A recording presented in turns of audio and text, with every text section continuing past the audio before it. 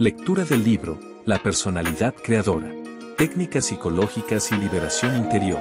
Por Antonio Blay. Capítulo 13. La adecuada actitud ante las situaciones de la vida. Combatir o adaptarse. Planteamiento del problema.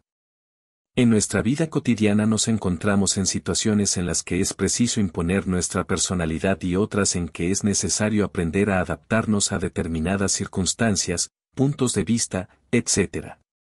Con mayor o menor frecuencia surge entonces el problema, ¿hasta qué punto es conveniente para mí adaptarme más o hasta qué punto debería imponer mi modo de ver y mi voluntad con mayor vigor? Que hay que hacer una cosa y también la otra está claro. El problema se plantea al querer precisar hasta dónde debe llevarse cada una de las dos posturas. La dificultad de resolver acertadamente la cuestión en la práctica aparece con luz meridiana para cuantos han ocupado y ocupan puestos de mando, en los cargos y cometidos más diversos. Lo mismo el empresario que el hombre de gobierno, el profesor y el padre o la madre de familia, etc. Si uno obra y decide con dureza, comienza a exigir y a ser intransigente, llega un momento en que él mismo piensa que quizá pide demasiado, que ha ido excesivamente lejos. Vienen las críticas de los demás y también las de su propia conciencia. Pero, si contrariamente, se guía por un criterio de bondad y comprensión, queriendo hacerse cargo de los problemas de los demás, tener corazón, ser humano, entonces, más o menos pronto, se percata de que surge la indisciplina y piensa, a veces con una gran dosis de razón, que le están tomando el pelo. Es este un problema que, en realidad, afecta a todos. Y tiene unas raíces muy hondas. Hay que buscar sus causas en nuestra formación, desde nuestra infancia. Dos corrientes completamente contrarias se han encontrado en nosotros, somos su resultante. Por un lado, desde niños, se nos ha inculcado la idea y el imperativo de que para valer, para ser apreciados teníamos que ser dóciles, cariñosos, obedientes. Con este criterio, uno merecía la aprobación de los demás y estaba en paz con su conciencia. Es decir, era un buen chico si se sujetaba a las órdenes y se doblegaba a la voluntad de sus padres, maestros y superiores. La formación religiosa presionaba en el mismo sentido. Ser bueno consiste en amar, en ser dulce, si te dan una bofetada, ofrece el otro carrillo, si te ofenden perdona y sonríe. En otros términos, se nos ha insistido y sugestionado constantemente para que adoptemos una forma de vida en la que predominan las virtudes pasivas, que me inclinan a adaptarme, a obedecer, a ceder mis derechos, y no a hacer mi voluntad, a cultivar mi capacidad de lucha, mi sentido centrífugo. La fuerza del condicionamiento que esta formación recibida en el mismo sentido en casa y en el colegio, donde se añadía la pasividad en el estudio y en la atención, ha sedimentado en nosotros, resulta tanto mayor cuanto que entonces estábamos vírgenes todavía de condicionamientos interiores, siendo aquellos los primeros que recibíamos. Además, la conducta que se nos señalaba iba asociada al aliciente de ser este el mejor medio para ser aceptados por los que nos rodeaban, y, naturalmente, nosotros. Desde entonces hemos ido incorporándonos este código de la familia y del ambiente, esforzándonos por cuenta propia para llegar a ser como se nos proponía, idealizando así los contenidos de la formación recibida, que se encarnaban en los ejemplos de personas buenas y santas, hombres que se han sacrificado mucho, que han amado mucho. Identificando, al proponérnoslo, el amor con el sentimiento. Y con toda nuestra buena fe y nuestra ingenuidad infantil, hemos ido haciendo propósitos, tomando decisiones en este sentido, es decir, hemos ido asociando la idea de ser de aquel modo con nuestra voluntad, sentimientos, afectos, con toda nuestra vida afectiva profunda. Si toda la primera parte de nuestra vida está edificada sobre la base de los valores pasivos, a partir de la adolescencia, momento en que entramos en contacto directo con la gente adulta, con la vida, empezamos a observar que lo que se valora es exactamente todo lo contrario a la pasividad, la iniciativa, la decisión, la fuerza de voluntad, el empuje, la mayor capacidad de lucha. El que triunfa es el héroe, la cuestión es imponerse, sea en deportes, boxeo, tenis, fútbol, alpinismo, etc., o en conseguir riqueza, poderío, prestigio. Entonces, como nuestro deseo era ser ya una persona mayor, nos veíamos adultos solo en la medida en que hacíamos lo mismo que ellos. Conseguirlo encontraba en nosotros una honda resonancia interna, porque queríamos tener personalidad, ser fuertes y, por lo tanto, la valoración social de la combatividad favorecía nuestra tendencia a llegar a ser personas seguras, sólidas, de empuje y firmeza. Todo lo cual ha ido creando un nuevo condicionamiento contrario al anterior. Así es como surge del fondo de nuestro psiquismo el conflicto: quiero ser fuerte, duro, combativo, pero al lado aparece la formación contrapuesta de nuestra infancia. Y nos encontramos entre la espada y la pared. En el caso de seguir la tendencia combativa, sentiremos que traicionamos los ideales primeros, y si caminamos tras estos ideales, tenemos la sensación de que estamos perdiendo las mejores oportunidades y nos sentimos frustrados.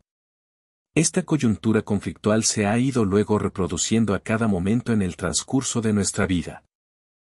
Como se ve, el problema tiene su razón de ser, y, si queremos funcionar bien, se impone que lo resolvamos. Sin embargo, la situación queda todavía agravada por los problemas interiores que cada persona arrastra consigo. Por un lado, aparte de los condicionamientos contradictorios que acabamos de explicar y que serían suficientes para establecer el conflicto, nos encontramos con el problema de nuestra inseguridad. Por el deseo del yo de realizar el yo idealizado, tenemos una necesidad interior de llegar a ser importantes, poderosos, admirados. Además, las ideas reprimidas surgen en forma de agresividad, queriendo imponer a veces nuestra voluntad de un modo desmedido. Entonces padecemos inseguridad por el sentido de culpabilidad que nuestro mismo proceder despierta en nosotros. Así pues, no es ya solo un problema simple, suscitado por el encuentro de dos tendencias opuestas, sino que en cada una de las tendencias hayan eco otros problemas internos pendientes de solución. Si me manifiesto externamente fuerte y enérgico, me siento yo a mí mismo como persona sin entrañas, sin escrúpulos, egoísta, etc., y provoco la crítica o rechazo de los demás, y si me dejo llevar del corazón, entonces tengo la sensación de que pierdo hombría, personalidad, valor social, etc., y la tortura que esto me produce me dificulta al propio tiempo para encontrar mi actitud correcta. La falsa solución. Tal como se haya planteado el problema en la práctica, la solución que normalmente se adopta es acudir a alguno de los numerosos dichos que existen, como, en el término medio está la sabiduría. El caso es, se dice, actuar evitando los extremos, ni excesivamente sentimental ni tampoco muy agresivo.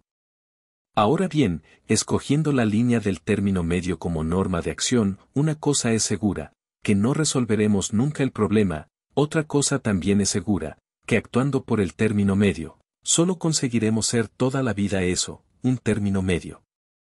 El término medio nunca puede resolver por sí mismo el problema, ni interior ni exteriormente, solo conduce a la mediocridad.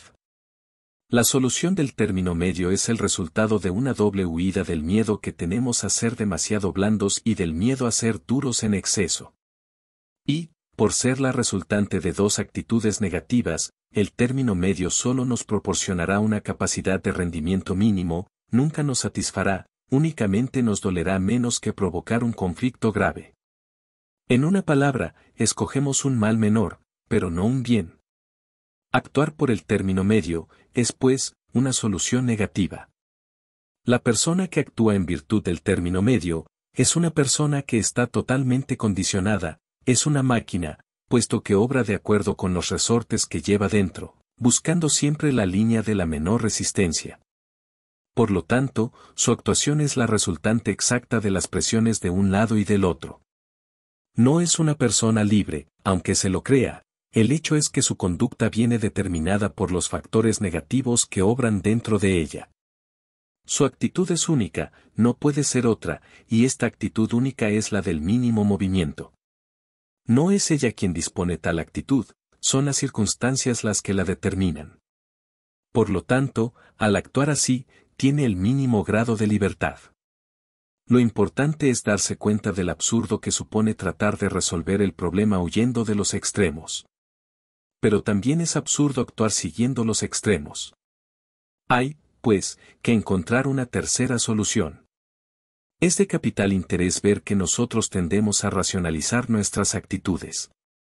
Racionalizar quiere decir querer encontrar unas razones que justifiquen nuestra conducta o actitud.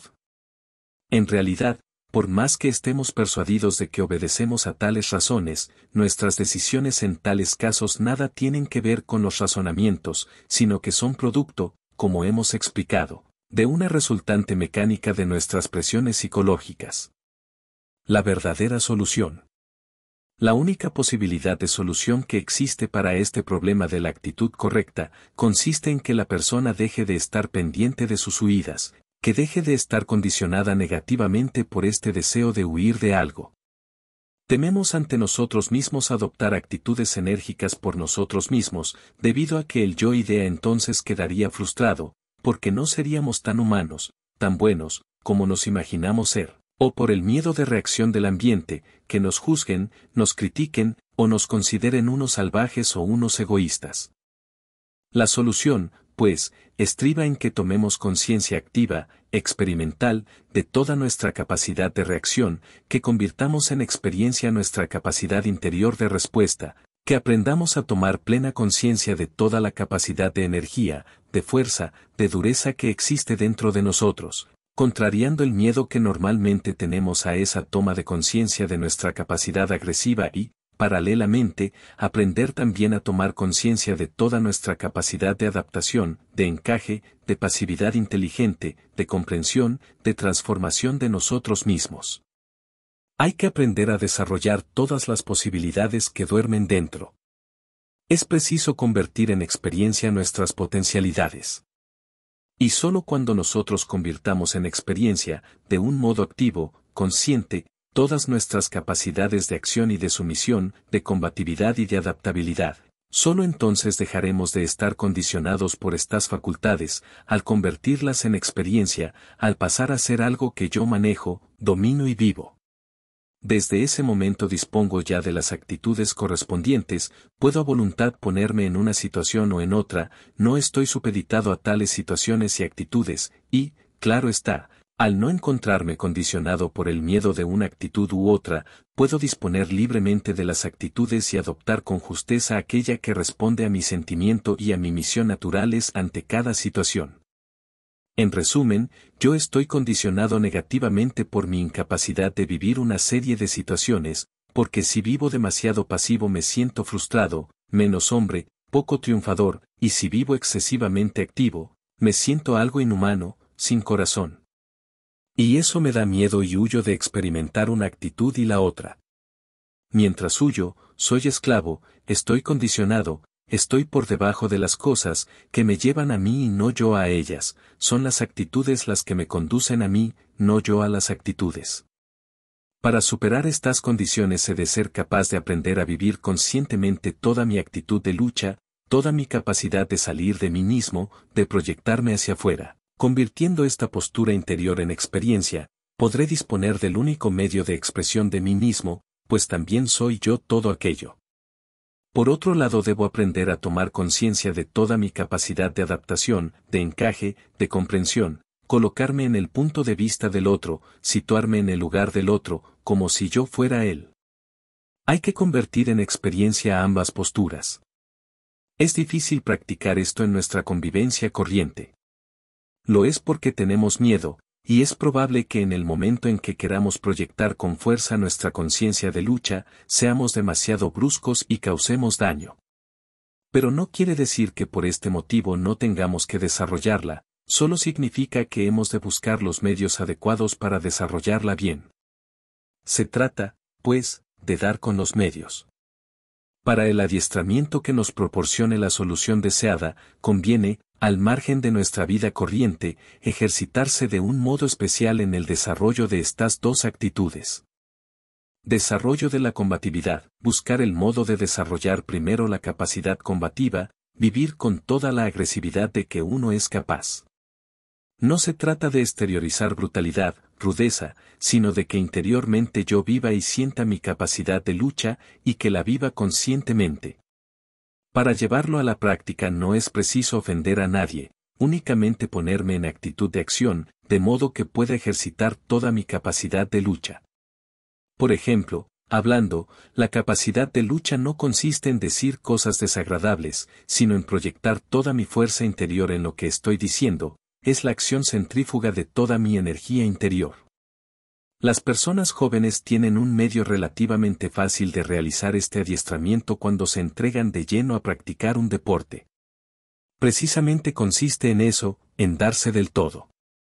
Puede conseguirse también con un grupo de amigos, aprendiendo a poner cada vez más energía, a sentirme todo yo en lo que digo.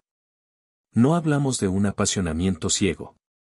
Quiero decir solo, repito, una mayor fuerza, la fuerza interior que se lanza a través de mi palabra o de mi acción, convirtiendo en experiencia mi capacidad de actuar hacia afuera, sea en un nivel verbal, afectivo, etc. Poseemos una suma enorme de posibilidades de acción, de recursos que apenas ejercitamos, vivimos de un modo cómodo, fácil, aunque a veces nos sintamos mártires, respecto a lo que es nuestra verdadera posibilidad de acción. Normalmente nos desenvolvemos de un modo encogido, precisamos aprender a movilizar toda nuestra fuerza como deporte, es decir, no obligados por las circunstancias, sino como ejercitamiento deliberado. Desarrollo de la receptividad. Por otro lado, cultivar la actitud receptiva. Nunca estamos receptivos. Incluso cuando soñamos, cuando nuestro pensamiento o imaginación divaga, aunque en este caso no estamos activos, tampoco enteramente receptivos. Cuando escuchamos o leemos, no escuchamos o leemos del todo, a la par estamos haciendo otras cosas, o nos movemos, o comparamos lo que se dice con mil ocurrencias por asociación de ideas e intencionadamente, o pensamos en lo que hemos de hacer próximamente, etc. Siempre haciendo algo corporal o mentalmente, no aprendemos a estar del todo escuchando, del todo percibiendo, del todo comprendiendo. Cada cosa que hacemos, cuando estamos tratando de comprender algo, es una aplicación de la mente consciente o inconsciente, por lo tanto es una parte de la mente la que distraemos en perjuicio de la plena comprensión del objeto. Si aprendiéramos a escuchar, a estar receptivos, aumentaría prodigiosamente la cantidad de datos que ya poseemos, y aumentar los datos correctos equivale a aumentar la capacidad de pensar. Nosotros pensamos, según los datos de que disponemos. A más datos, mayor riqueza y mayor extensión tendrá el pensamiento. Y cuando se aprende a mantenerse receptivo, se perciben no solo las palabras, sino muchas cosas más, porque la propia sensibilidad se convierte en elemento receptor, los ojos y los oídos por de pronto, pero además toda la sensibilidad, se captan matices que de otro modo escaparían por completo a nuestra percepción. Así se pueden incluso apreciar matices tan hondos de nuestro interlocutor, como la intencionalidad con que nos habla, etc. No me refiero a deducir la intencionalidad u otros matices, sino a percibirla de modo directo, o su estado de ánimo, que solo puedo conocer a través mío, si mi ánimo está dispuesto, libre, únicamente entonces registrará las variaciones que proceden de fuera, y todo mi organismo sensible se convertirá en un elemento receptor que me proporcionará datos sobre el modo de ser profundo de las personas, aumentando mi capacidad de discernimiento. Incluso llegarán noticias a través de nuestras vías inconscientes. Si todo yo no estoy atento a lo que recibo de fuera, no podré discernir esos mensajes que suben de mi inconsciente y de mi sensibilidad infraconsciente. Pues si he de actuar meramente de acuerdo con lo que perciben mis ojos, no alcanzaré muy lejos, pues vivimos acostumbrados a la ficción. Las palabras y los gestos de la gente son muchas veces una máscara que nos oculta su más íntimo y verdadero sentir. Podemos aprender a percibir esas dimensiones abriéndonos interiormente, manteniéndonos del todo receptivos por dentro. En Occidente no se ha valorado apenas la capacidad de comprensión, por el contrario, la vida que se desarrolla en Occidente nos propone siempre como prototipo el hombre mesodérmico, el hombre de acción, triunfador, que más bien tiende a cultivar los medios de acción, de iniciativa, de entusiasmo. Y todo lo que pertenece a la esfera de la sensibilidad propende más bien a relegarlo a un segundo plano, del que a lo más se ocupan los artistas. En Oriente no ocurre así, al menos hasta el presente, ha sucedido todo lo contrario. Se ha desarrollado más la capacidad receptiva, y la activa se ha descuidado casi por completo. Los orientales tienen cosas muy buenas. Por ejemplo, Dicen, aprende a estudiar la naturaleza, a conocerla, a comprenderla, a adaptarte a ella, a seguirla, y en el momento en que tú armonices con la naturaleza, toda la naturaleza estará trabajando a tu favor. Lo que trasladado a un plano personal, se traduce así: aprende a conocer a la persona, a comprenderla, a aceptarla, a adaptarte a ella, a seguirla, y automáticamente tendrás a tu favor por entero a esa persona. Si yo encontrase a alguien que del todo me comprendiera, me aceptara y me siguiera, desde ese momento desaparecería para mí toda posibilidad de oposición ante dicha persona, que neutralizaría mi capacidad defensiva y me encontraría totalmente indefenso en sus manos. Claro está que cuando empezase a actuar de un modo diferente, yo reaccionaría, pero al menos durante un instante estaría inerme ante él. Aquí reside precisamente la fuerza de la seducción. La mujer seductora no es que tenga un atractivo puramente sexual, la verdadera mujer seductora atrae porque hace ver, en este caso artificiosamente, que le comprende a uno, que está de acuerdo con él, que siente lo mismo que él, que encaja perfectamente con él, por consiguiente, uno se encuentra indefenso. Otra forma de cultivar la receptividad es escuchar música. No como hacemos corrientemente, estando pendientes del director, oyendo mientras voy pensando en mis asuntos, convirtiendo la música en decorado de fondo, sino aprender a centrarse, a dedicarse a escuchar música como un ejercicio. Aunque el sonido musical procede de los instrumentos, nosotros la oímos dentro. Y se da el caso de que apenas nunca estamos dentro al oírla. Dejar que la música resuene dentro, colocarme allí, donde la oigo, cuando se consigue hacerlo así, el modo de oír y sentir la música cambia por completo. En el momento en que una persona consiga encerrarse por un instante en ese punto interior y escuchar desde él, notará un modo nuevo de sentir y comprender la música como jamás había experimentado antes. Entonces la percepción será actual, instantánea, total, no yo y la música, sino la música como experiencia total. El mismo adiestramiento se puede realizar usando otros medios. Cuando, por ejemplo, escucho a una persona, aprender a ser todo oídos, centrarme en lo que llega hasta mí. El mejor modo de percibir no consiste en salir en busca de la percepción, sino en dejar que la percepción me llegue hasta el fondo, manteniéndome en completa pasividad interior y exterior. Si estamos tensos para escuchar, el mismo esfuerzo que se está produciendo disminuye la capacidad de recepción. Seamos del todo receptivos cuando llegue el momento, no medio activos, medio receptivos, relajemos mente y cuerpo, como si miráramos desde lejos. Tenemos miedo a escuchar, miedo a entregarnos a cualquier cosa o persona, y el resultado es que nunca hacemos nada perfectamente bien. Afirmo que tenemos miedo de escuchar, porque cuando, por ejemplo, yo hablo, estoy siempre tan pendiente de convencer de mis ideas, o de buscar una salida airosa, o la oportunidad de lucirme con una ingeniosidad que sorprenda a los demás, que esto mismo me impide dedicarme a escuchar. Si escuchamos, hagámoslo del todo, y solo cuando comprendamos bien a nuestro interlocutor, podremos argumentar con éxito. El miedo a ser receptivos del todo tiene por base el temor a dejarnos convencer. Tememos abandonar nuestro punto de vista, estamos identificados con lo que queremos imponer, y nos mantenemos al acecho de que el otro termine de hablar para decir lo que ya hemos preparado. Las conversaciones se convierten en una serie de luchas estériles, inútiles. Examinemos una discusión y veremos que en el 99% de los casos se discute para aclarar malentendidos, que se evitarían si la actitud receptiva fuera correcta y se iría directamente a lo esencial del asunto. No basta escuchar las palabras, hay que escuchar a la persona, y solo podemos escucharla a través de nuestra propia persona. Exclusivamente entonces, cuando yo comprendo a aquella persona, puedo contestar al argumento central que es la persona de mi interlocutor, es decir, al sentimiento o idea escondido detrás de ella, a la verdadera razón, a la verdadera motivación de su mente. Logrado esto, habremos hallado a la vez la forma de entendernos enseguida. La única posibilidad de transformar a otro es partiendo de su modo de ser, no del mío. Por lo tanto, antes es necesario comprenderlo. Con la comprensión de su punto de vista no pierdo yo nada, y ensancho mi capacidad de percepción, mis puntos de vista, me enriquezco cada vez que comprendo a alguien. Pero normalmente no lo vemos así, por el puro temor a quedar sugestionados, a ser engañados. Solo cuando he comprendido lo que me dicen y a la persona que me habla, viene el contrastarlo con mis puntos de vista, y del contraste surgirán entonces las palabras justas, adecuadas, exactas, que, siendo más breves, obtendrán el mejor resultado en cada caso.